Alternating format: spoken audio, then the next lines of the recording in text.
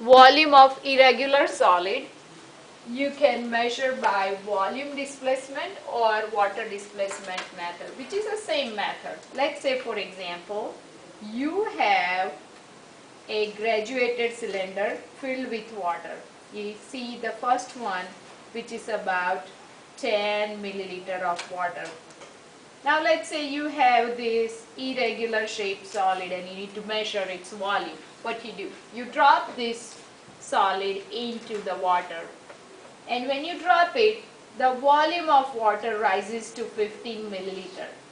So when you find the difference between 15 milliliter to the 10 milliliter, you can find volume of that irregular shaped solid, right?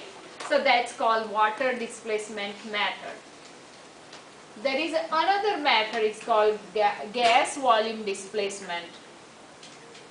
There is another method, it's called gas volume displacement.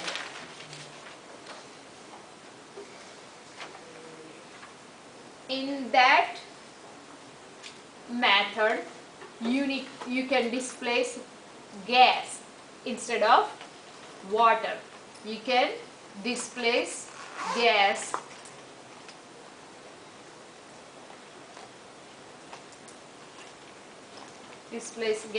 and that's where you can find the volume. So now we know we can measure mass using balance, and we can measure volume using two different methods. For regular shapes,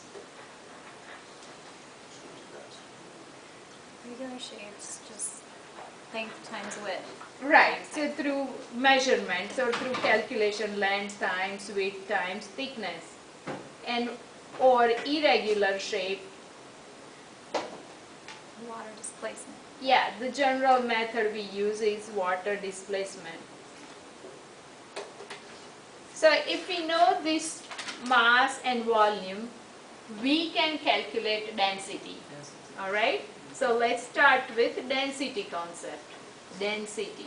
We can go back and forth.